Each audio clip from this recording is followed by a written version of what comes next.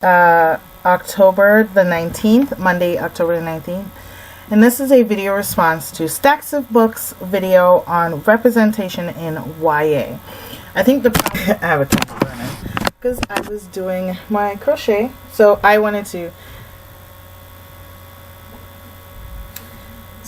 crochet when I'm watching videos and when I'm watching TV. So this is what I was doing.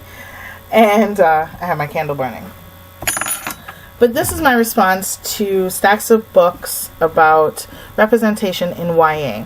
So first things first, I do want to applaud her for standing up and saying what needs to be said about why diversity is required in books.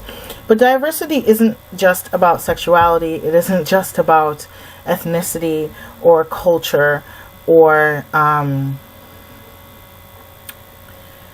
diversity isn't just about your ethnicity or your culture or your sexuality. Diversity also includes people who are abled and unabled. And what I mean is, I'm someone who is, I'll leave a link down below to my video about keratoconus and about the fact that I am slowly but surely going blind. There are people that are born blind that have their own issues. And the amount of books that are out there about characters that are blind are very limited. That's a thing that people don't think about. And that's a disability. If that was expressed in books, that'd be great. Books that deal with mental health are books that are becoming really popular right now because people are talking about mental health.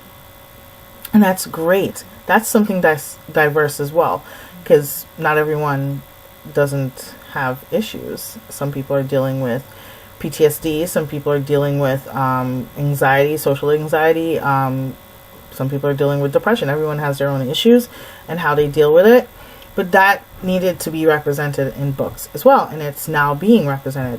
There are families from diverse cultures and diverse traditions. The one thing that I don't see a lot of, and I wish there were more of, is characters that are from diverse backgrounds religiously.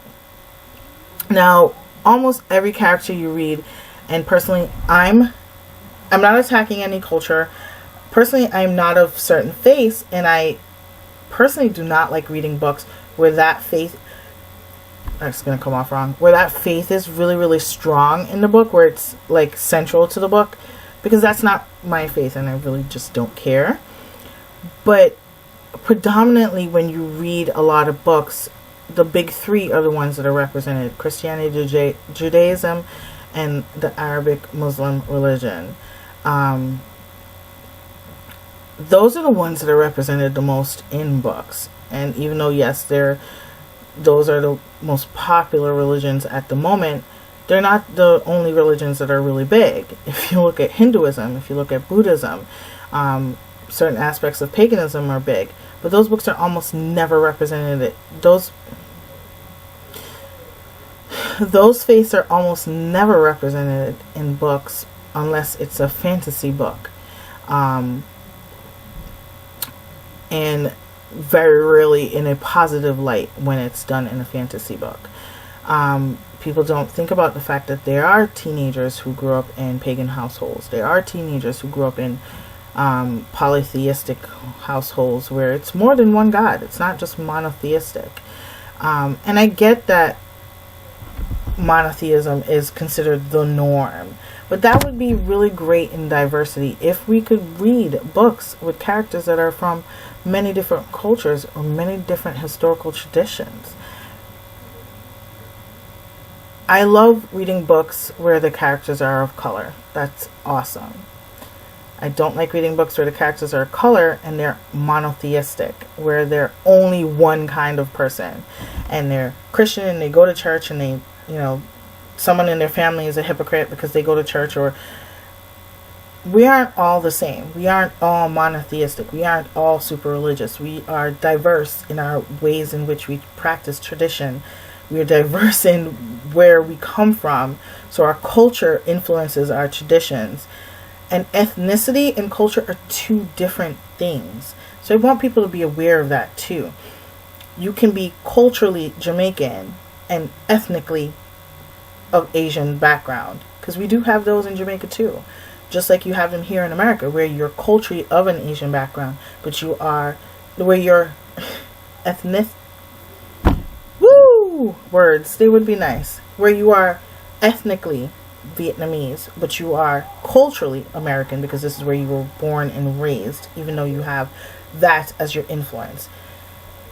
If there could be characters that are written like that. I absolutely loved reading Amy Tan's book when I was younger, because she was one of the first Asian writers I read that wasn't like a classical story, where the women were more than just part of the yellow fever. Like, it was wonderful to read that book, because the women were characters that were flawed and complex and diverse, even in their own uniqueness. And even in their own culture, there were different things about each of them that mattered. So yes, I would love to see, I love seeing the diversity that we're having, but we also need to remember that diversity isn't just about 3 ingredients. It's more than that. You need to talk about not just mental health, but physical health too. How does that affect people? And I'm not talking about sick literature like John Green writes, where it's a character that's sick that's falling in love, and I have a whole video about that.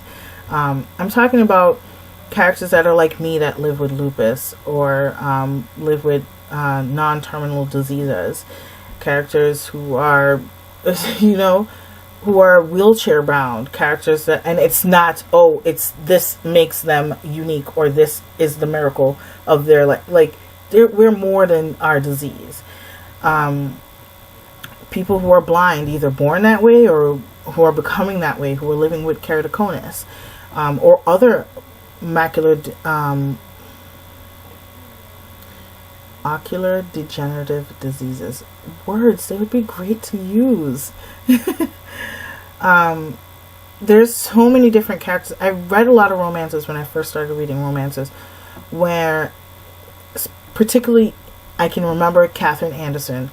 Her book was one of the first books I read where her character was the heroine was a wheelchair bound character. And it never occurred to me that these young women and young men out there do want to meet someone and fall in love. Not all of them, some of them. Hey, not everybody likes the idea of love. But, you know, that was so unique, because I'd never seen that in a romance novel, where here is an able-bodied man falling in love with a wheelchair-bound woman. And then, you know, seeing it on TV, having it happen in TV, that changed my idea and concept of the world and opened my mind up to the complexities of relationships. Because interracial relationships I knew about because I see them in my family, but I'd never considered a relationship where an able-bodied person and a non-able-bodied person were together. I'd seen people who are blind date someone who's not blind, but, you know, that's something we've seen. But you've never considered, how does a relationship progress when the person loses their sight and meets someone new, or any of that. That was really unique to read. So I like the fact that we're going in the direction where we're discussing and talking about each person's issues and triumphs, and seeing more diverse. But we still have a ways to go, because diversity isn't just about race or sexuality. Diversity is about much more than that. So if we could have books that represent religious differences, if we could have books that have heroines that are culturally different from their ethnicity, that'd be awesome.